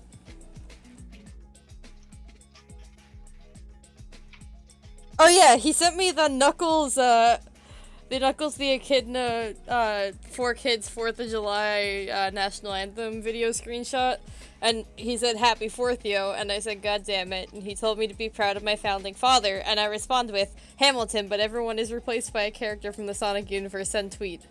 And then he said, "I'm extremely tempted to Google that," and then he did, and he found a fanfiction titled "Sonic Becomes a Communist" by Memes of Production, and the tags on it are Sonic the Hedgehog. Yeah, the tags on it are Sonic the Hedgehog / Alexander Hamilton, Sonic the Hedgehog, Karl Marx, Alexander Hamilton, Jar Jar Binks, Barry Benson, Barack Obama, Frederick Engels, Bill Gates, Communism, Communist Sonic, Revolution, Disney World and Disneyland, and McDonald's. Wow. Let me read the summary. This is the story of Some, how like, Russian troll thing? I don't know, but it's like so bad that it's good. Let me read the summary. This is the story of how Sonic, a simple proletarian hedgehog, became a communist who was ready to fight the bourgeoisie with the help of his friends Karl Marx, Jar Jar Binks, and Barry B. Benson. Meanwhile, he is trying to convert his capitalist boyfriend, Alexander Hamilton, into the wonderful red world of communism. Loosely inspired by Harry Potter becomes a communist. What? Wow. That's special. Something. That's amazing. Yeah, we get lines like, one fine evening, Sonic the Hedgehog was sitting alone in his room with his boyfriend, Alexander Hamilton. I think I know a communist, said Sonic. His name is Knuckles and he is red. God. What was the line that I found that was stupid? There's just so much dumb stuff in here. Oh, by the way, I found the thing I was talking about, the Russian animation. It comes from an actual collection called Masters of Russian Animation, and it's just like a bunch of very short animated films, and it's beautiful. And if you can like find that or maybe look for it on YouTube or something, I definitely recommend it because it's just like, it's so good. Like, there's so much stuff in there. I'm skimming cool. through this Yeah. again. I found Oh, a there's a wiki. I found the line that says, "How much does it cost?" Alexander asked, so mourning over the loss of his McNuggets.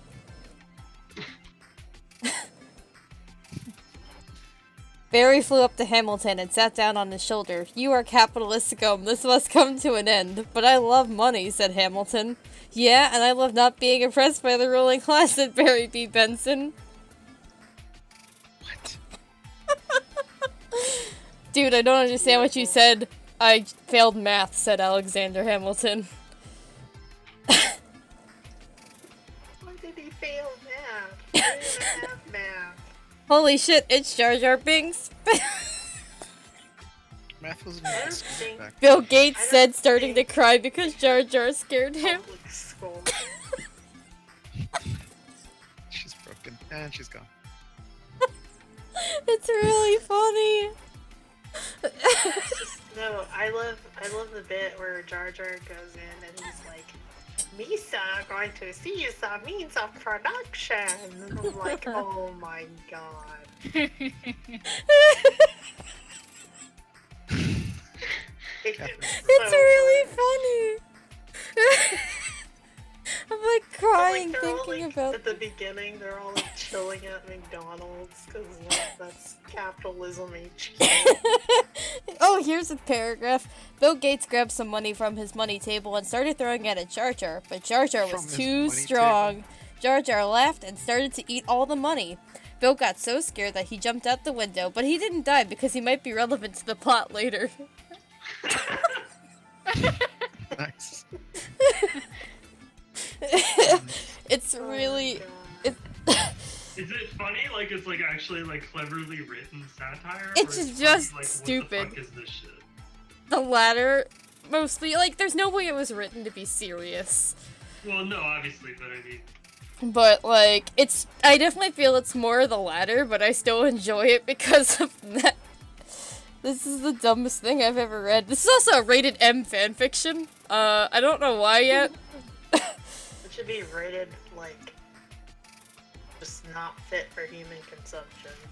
Yep. They Maybe grabbed their that's one of the hammers and closest things sickles, and to now that. they were ready to fight. What'd you say, Mark? I said it may be that was the closest rating they had to not fit for human consumption. Yeah.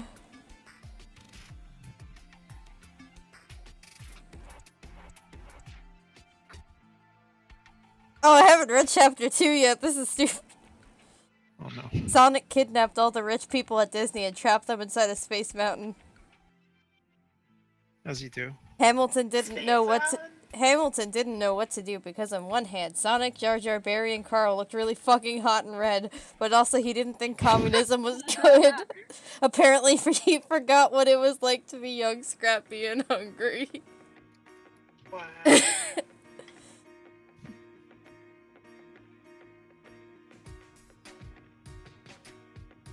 A communistic revolution is fucking, Barry B. Benson declared happily, and you can't stop it. "Oh yes I can," said the cop. "I can arrest you." If you arrest Barry, you have to arrest all of us, because that's the only thing that would be fair. It said Dr. Phil, who was in the crowd. Apparently he had his kami awakening. Oh my god. Okay, that's all I'm gonna read from that, but you get the point. Like, I don't read fan fiction, but there's this local convention that I go to, and every single year they have a panel called competitive fan fiction, and it's like the greatest thing I've ever experienced. How does that work? Basically, the audience like writes like ships on paper and puts it into like a like bucket or hat or whatever, and then people have to draw, and then they have like, I want to say like 15 minutes to write like a fan fiction, and then they publicly read it to everyone in the audience. Wow.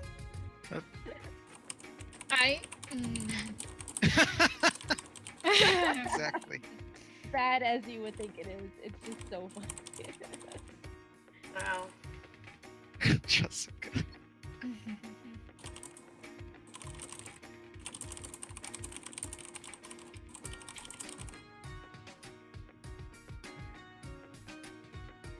Well, folks, I'm gonna have to dip out early.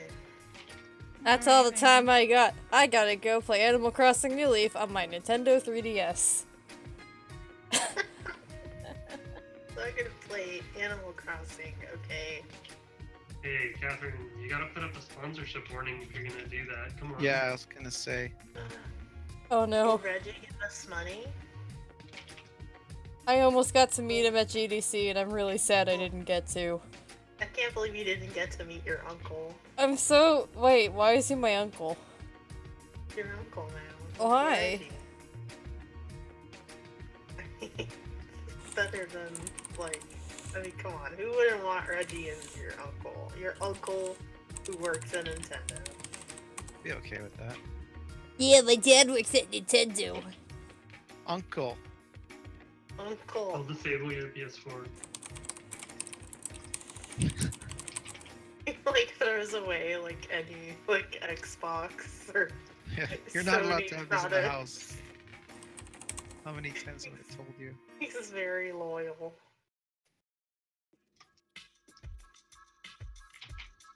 Like, When you're you trying to have play one, it's for Fortnite. research. Like, I just want to play Fortnite. They're like, no, you play Splatoon. It's fun. Don't you want to have fun? No, not really. Wow, Mark. Oh man, I feel so good to finally figure out what the aesthetics are going to be for this upper region. The upper region? The upper levels of the city. Ah.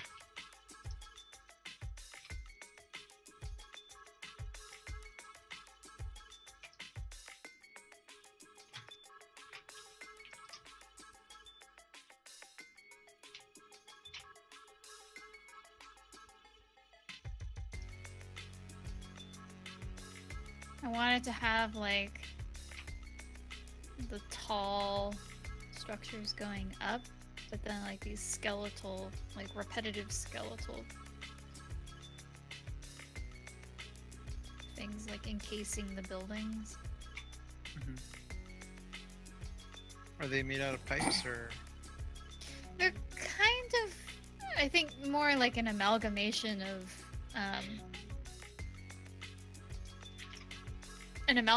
like piping and wire and tubes and all that kind of formed together to make these like spindly arm bone-like structures from far away. And then this region also has a lot of piping and exhausts that kind of fill the air. Yeah. So there was like a thing that we had to problem solve through for the upper regions, and I won't get into it now, but we basically needed there to be a reason for, like, we just needed the player not to be able to see things out across the horizon. Right. So we've kind of made it that all of the exhaust kind of plumes out from the top of the cities, or from the top of the city. So it kind of makes everything like a hazy orange-red. Yeah, I'm thinking of like that scene from like. Did you watch the most recent Blade Runner? Yes. So that scene where they're like, where he's in the radioactive city, or the radioactive city. San Francisco. Huh? Oh, right. Wait, what? That was San Francisco. Oh, yeah, but yeah. So there's like that whole area that he's in that's got like that reddish rust tinge to it, and you can't like see past. Huh? Wait, wasn't that Vegas? It might have been Vegas. It was either San Francisco or Vegas. I think it's Vegas because they had like the giant like ladies. Yeah. But yeah, so like you can't see past a certain depth. It's just it's super hazy. Right.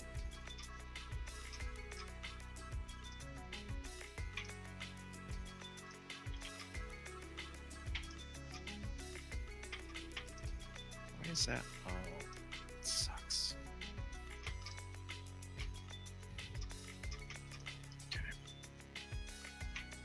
Somebody's safe work knife. Oh my god, the chat.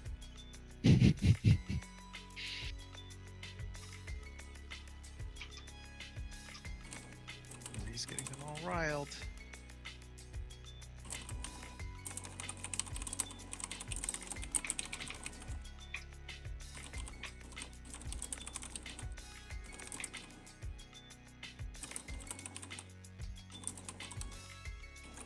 So what I think's gonna happen is I'm gonna take like sections of this so that I can expand them a bit more, but alright, where is my thing?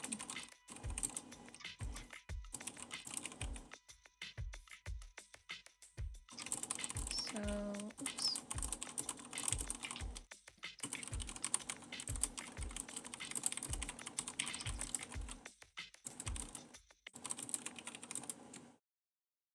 It keeps auto adjusting my smoothing back to 10. Stop it.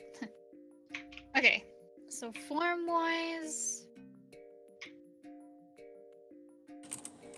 tall, straight, under structure. Dang it, Photoshop, stop. So I like that. I like that it has like these like rounded tops.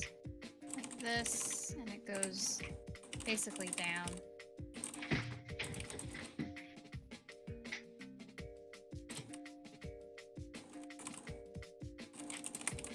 So I want the understructure to be really tall, then the top parts will have like this hooded type structures.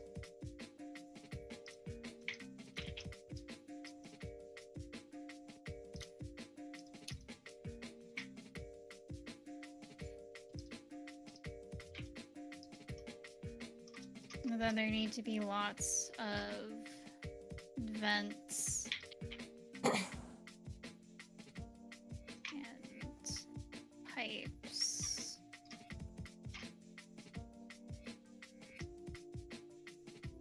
Always smoking.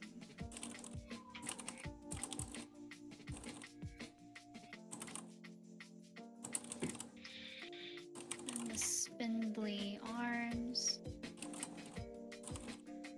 Let's see, bone-like structure.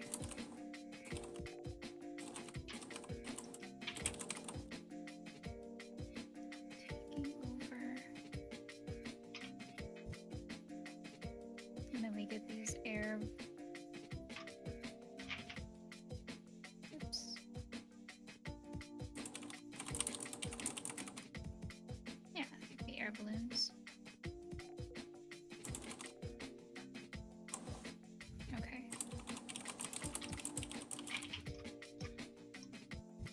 Cool.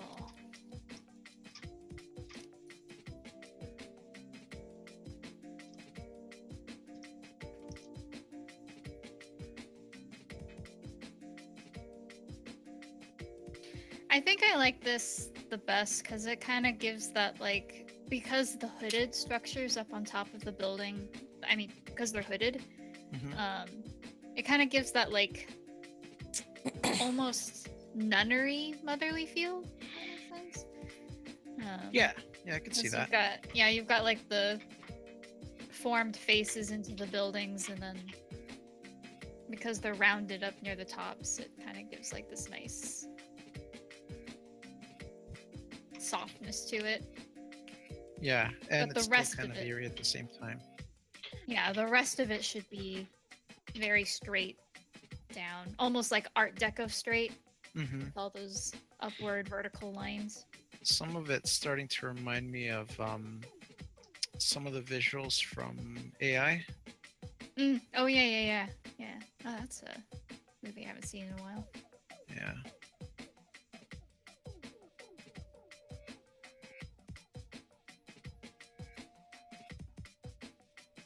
Oh, hey, Lewis! How are you guys liking Blender? As someone who worked on Maya for 3D, I'm trying to transition to Blender, and it's very difficult. I like Blender. I know several people who switched over to Blender, like, as of, like, the more recent Maya updates specifically, because, like, I have a friend who switched because he found out that, Mental Ray was paywalled in the recent version of Maya. Mm. Support open source software. Yep. I agree.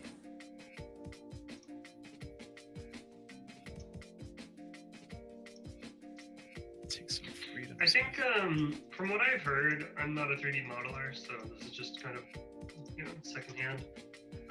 Blender can take some getting used to, in that it's, it is very different than a commercial product like Maya, but it is very powerful and it's very customizable too. Mm-hmm. So with some work, you can really kind of tailor it to your style and needs. And it just takes looking for different plugins and things like that. But there's a big community around it, and What really helps is having an idea of what you want to do with it. mhm. For example, you could do 2D animation in Blender. Oh yeah, I've been seeing stuff for that. Yeah, you could do all sorts of stuff in Blender. You could do particle simulations. You can do a lot of things. How does 2D animation in Blender work exactly? I'm pretty sure what you do is you basically import your images and your pieces as sprites, and you then essentially kind of do the same things you would do in Spine. You build a rig. You could do mesh deformation because it's all driven by polygons and vertices. So everything's driven by rigs. And as far as your export's concerned, it's just a matter of what the frame rate is that you're exporting at. Ooh.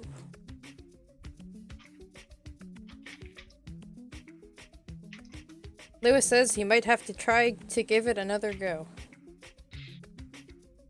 I would not hesitate to recommend Blender. It's a great program.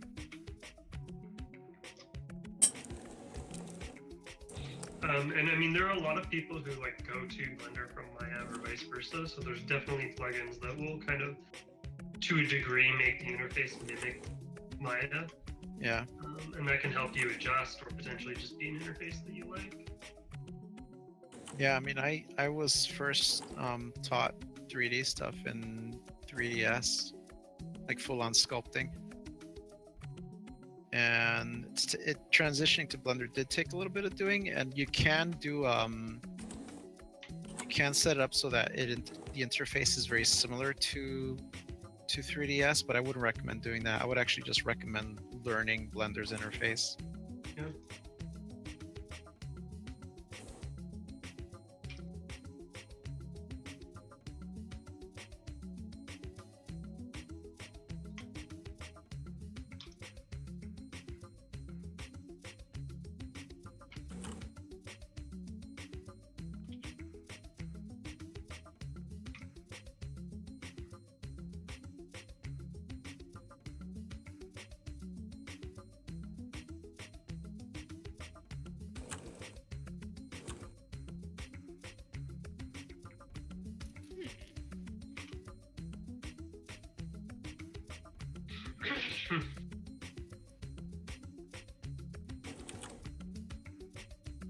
That's better. I have used Blender a little bit. I took a 3D modeling class in college, but it was only for 10 weeks.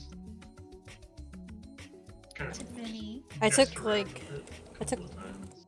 I took like 3 3D classes, and I still don't really know how to use Maya. Tiffany, I see what you're working on there. Oh wait, I wanna see. I'm gonna put that on screen. Aww, cute! I love this. Lewis says thank you. Oh, you're welcome.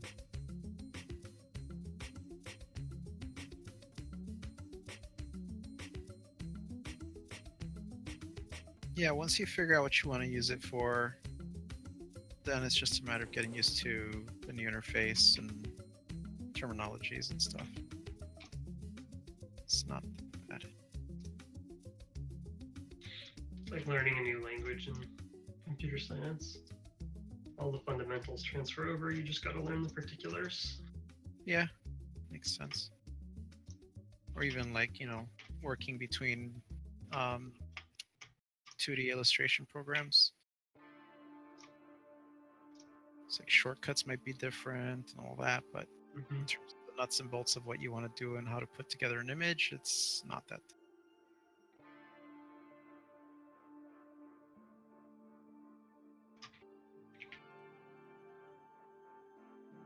One thing I will say is very different is transitioning to After Effects. After Effects is very intimidating at first. Yeah. That's a mood. Yeah. Did my whole thesis film in that. I probably would not do a whole film in After Effects again. I kind of want to learn how to do rigging in Toon Boom though.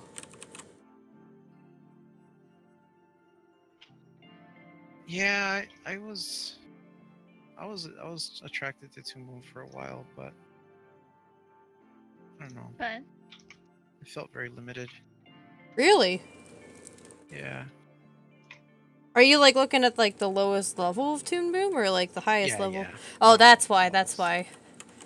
Yeah. Yeah, I'm really lucky because I don't really have to pay for it right now because I took a class with SVA and they get free Toon Boom and I get free Toon Boom for the next year according to my account. Nice. So it's pretty good. That's pretty good. I would take advantage of that. Yeah, and Storyboard Pro. That's also free. Storyboards Pro is great. I Yeah. did like that. It took me a while to good get things about used. it. Yeah, it took me a while to get used to, but like now I kind of like understand why this is the industry standard program for storyboarding. I do hope that What stuff like Storyboarder goes well though. Because that program's interesting. Storyboarder? Yeah, it's like an open source storyboarding project by this New York City team. Yeah. I draw Jessica, this. what did you say about storyboard? oh, just that I've heard good things about it. That's... Ah, yeah.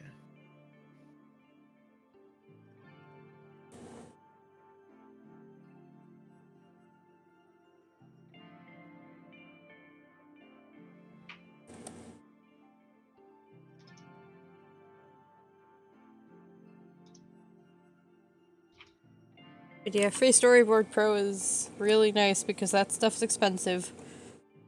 Yeah.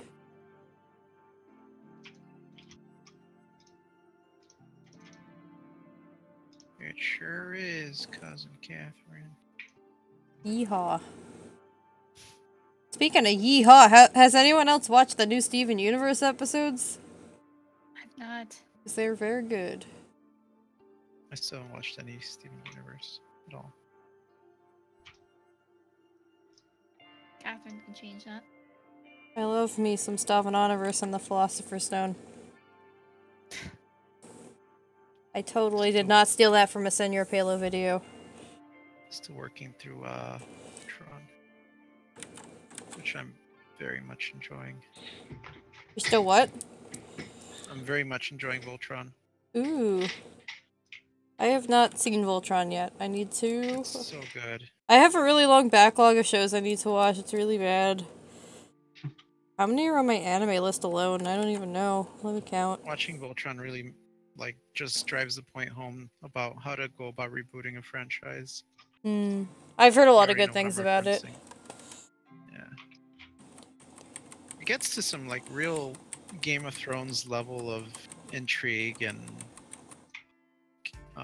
character arcs and stuff like that. 21 anime on my anime watch list.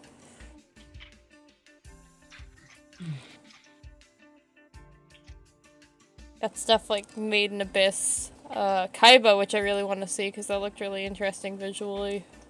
Hoseki no Kuni, the Michiru Neko anime, which looks so cute. It's the Marching Cats, the Marching Cats video. They have an anime for it. That is automatically cute. Like, I can't be sad when I watch that video. It's, like, physically impossible. I don't know, I feel the same way. Lulaco, Space Dandy. I really want to see Space Dandy. Space Dandy is great. I have Devilman Crybaby on here, but I'm not sure if I'm gonna like it. Mark, have you seen Space Dandy? We watched a few episodes of it. It's a little too surreal. For you. Well, it sounds perfect for me then. I really enjoyed Space Dandy. Yeah. I can Chelsea got me appreciate the into it. surreal, but I don't often enjoy it. Yeah, I could understand that. I have that problem with some shows. Oh, I It's love funny, I mean, surreals. there are some surreal things that I really do like, but I don't know. A lot of the time, it just kind of puts me off. Jessica and I watched the first few episodes of what was it called, the Santa Clarita Diet, and that's very surreal.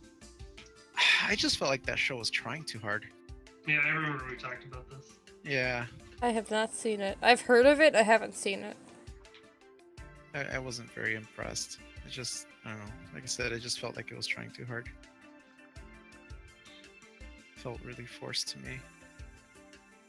Yeah, I wanted to like it too, and that's the frustrating thing. It's like I wanted to enjoy it because it's like this sounds kind of like something I'd get a kick out of. And I hate when that iZombie happens. Instead. I hate when that happens. But it's like I would like this, and then you watch it or you play it, and you're like, I don't like this. Yeah. Because that happened to me with Mass Effect, because everyone's like, you would love this, and then like they would tell me about it, and I'd be like, I would love this, and then I played it, and I was like, I'm not digging this. That's too bad. Yeah, I was playing the first one, but like my problem is there's a lot of really dense world building that they kind of just throw at you at the very beginning of the game, and it's just a lot to remember and a pretty like big barrier to entry for me at least, because it just felt like I was never gonna learn any of these like people or care about why they're important, and it was just a lot at once. And that was in the first one? That was the first one, yeah, because there was like just a lot of walking around talking to people, and they're like exposition dumping you left and right, and I was like, I'm not digging this. Because, like, I don't mind, like, character interactions and, like, learning from talking to people and stuff. It's just when you're at the beginning of the game and they're teaching you all about space politics immediately, I'm like, okay, it's a lot to take in. Space I mean, yeah, I can get into a whole thing about Mass Effect, but the first Mass Effect was, like, the perfect game for me. Like, I mean, obviously, you know, it doesn't hold up in a lot of ways, like, in terms of gameplay, but, like, story-wise and world-building-wise, it was like a dream come true. That's really interesting, because usually people tell me to skip to the second one. Well, that's because of gameplay, I think, more than anything. Yeah, second one, and also graphics. The first one has not aged well at all. Ooh, I could agree with that. But the first one is not aged well in terms of gameplay. it's a product of its time. Yeah. But, like, and, you know, I mean, it was very experimental. It was, you know, it was somewhat revolutionary, like, when it came out, because, like, there had not been very many, like, shooter RPGs. And for the time, you know, it was pretty revolutionary, I think, in that term, in terms of combining that gameplay. Yeah. But, like, yeah, the skills just aren't super meaningful. The way the weapons work, I actually liked the concept of the way the weapons work, but a lot of people really didn't. Basically, it's what they did in the first Mass Effect is the guns use like they have like a plate, or just like a block of metal in them that they use for ammo, and the gun just shaves off tiny pieces of it to shoot at really high speeds, and the particles don't need very much mass because they're accelerated so quick. There's still a lot of force to the impact. And then basically it's just that the weapons would heat up, and then you'd need to like cool them down. So you could only shoot so much in a certain period of time. I think that's why the game's called Mass Effect. Well, no, that has more to do with I know, the I'm just interface, kidding. but it's similar Just thing. messing with Kezra. Yeah. I feel like I might just need to give it another try sometime. I don't know. I think it'd be worthwhile. Play it- The play it PC with one you somebody. could mod. Yeah, I don't have friends to hang out with here. it's sad. But, Everybody I but know the moved second away. one and the third one, they invented a new technology in the universe where they had heat sinks that you could eject, and there's like a standard, so all weapons share the same heat sinks, but fill them at different rates. And then that's how they reintroduced ammo, because apparently not very many people liked the cooldown mechanics on the weapons.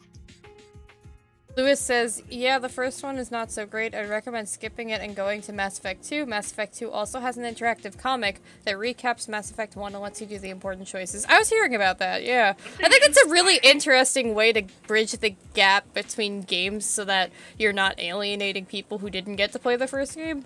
Like, I think that's really interesting. Yeah, but the thing is, I think the first one is the best in the series by a large margin in terms of story. And The, payoff. the- I felt the the payoff in the first individual- one was really good. The individual character arcs of like your companions and stuff are really good in 2 and 3. Like I wouldn't say they're necessarily better than Mass Effect 1, and in 2 I think that on average they're worse, but they're still really good, and there are some really good arcs. Like particularly I like the Garrus arc, and some of the new characters. Mordin is amazing. His Mordin, arc in 3 is fantastic. But there were some things that they just really fucked up, especially without the DLC. Like when Mass Effect 2, like the thing that just destroyed me with Mass Effect 2 and like what made me like completely lose interest in the story was how they handled Liara. Like basically Liara is like kind of Shepard's like canon partner. If there, there isn't like a super hard canon in the universe, but like, you can romance anyone, but there's definitely like the most content around Liara and the relationship that you develop with her. Yeah, yeah. I'm remembering how weird that was. And so in Mass Effect 1, so if you were, if you didn't go like, choose to romance Liara in the first game, then I think 2 works better in that regard. But in between 1 and 2, so minor spoilers because it's this really stupid thing that they did in 2 anyway. But between 1 and 2, Shepard dies, or like at the end or the very beginning of 2, Shepard dies, and then he's resurrected, and he basically spends like 2 years in recovery. So they create a 2-year gap between the first game and the second one, and it allows you to like remake your character because so many more people came on board with the second game. So basically during that time, like Liara goes on this whole quest to like hunt down Shepard's killers and like get revenge on them, and like because she's like in love with Shepard and she's devastated by his death, and then like you go see Liara in Mass Effect 2, and her reaction is basically like, oh hey Shepard, sorry I can't really talk to you right now, I'm too busy trying to find the people who killed you. It's just like That's something. That's not what happened to me. It's better if you have once you have the DLC, and if you played the game only with like once all the DLC was in there, it goes much more smoothly. With me, it was really weird. She just like came up to me and they just started making out. I'm like, what? Okay, guess that's happening. Like the first time, yeah, you see her. There's like a brief kiss, but like then after that, like the follow-up conversations, it's like, hey, I'm trying to find the people who killed you. It's like, and then it's like if you fuck that up in the base game, like they fixed this with later content, but in the base game, if you fuck up trying to figure out like who's responsible, like this little mystery, she just doesn't talk to you for the rest of the game. She's just like, sorry, Shepard, can't talk right now. I'm too busy trying to figure out who killed you. And it's just like, it's the stupidest thing. That Like, does sound kind of dumb. It's so bizarre, and it totally tore me out of the fiction of the universe. Yeah. Because Liara was one of my favorite characters in the first game. And Yeah, she was great. I understand, like, her development, like, it works out with the DLC. Like, her development is really interesting. But when the game first came out, and I was so excited for it, and it just like ripped me out of the universe, and I just never had it. It just goes to show how much of a mess it was. Yeah. But yeah, so individual character arcs in a lot of places are really good in 2 and 3. I also didn't really like the overall story in 2. Partially they killed Shepard to force the 2-year gap thing was just really like weird. Yeah. And like the stuff with just like leading up to the first one coming out. Leading up to the first one coming out, I was coming off of Knights of the Old Republic, and I was super into BioWare, and I was super excited about Mass Effect because it was like, you know, a new like, you know, harder sci-fi universe in another BioWare RPG. And KOTOR was amazing.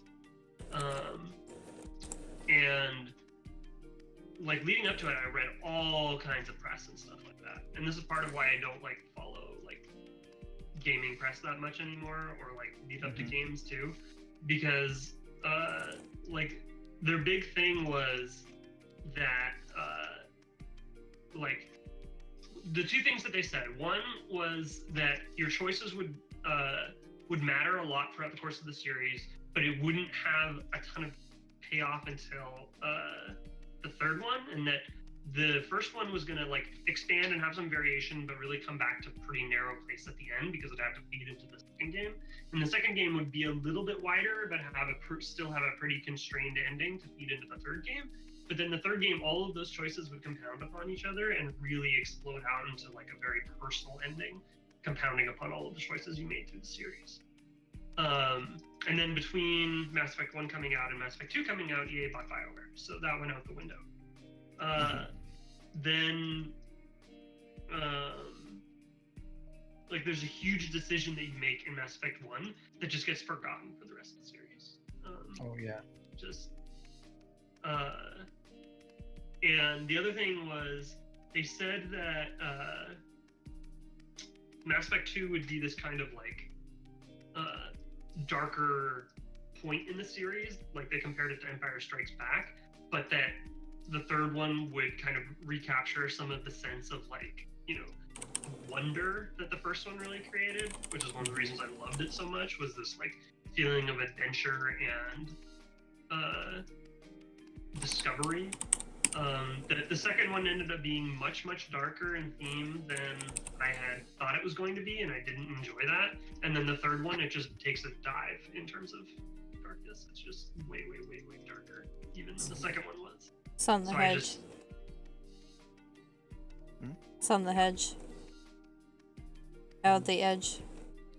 Yeah. That one. So anyway, that's my Mass Effect rant. Good TED Talk. Good rant. That's part of the reason. Hey, I I'm, didn't like, give a really... TED Talk this time. You didn't. Not yet.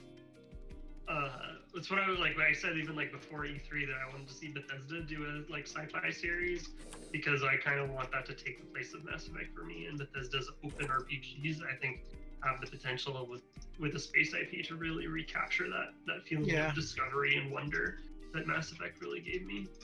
So that's what I'm looking forward to now. Yeah. Don't you like Destiny?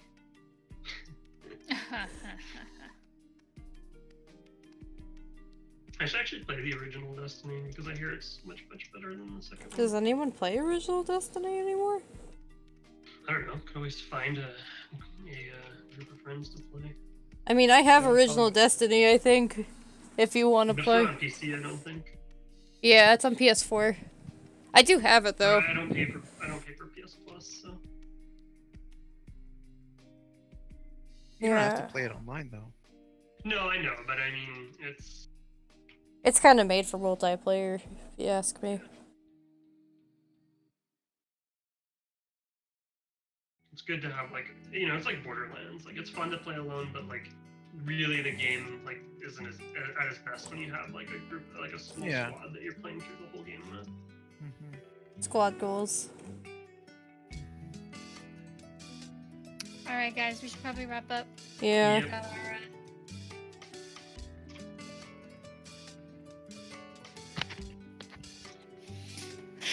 okay. Why don't we plug ourselves as we wrap up the stream? Or we can just guide everybody to our Oh yeah! Hold on. I'll post that in the chat.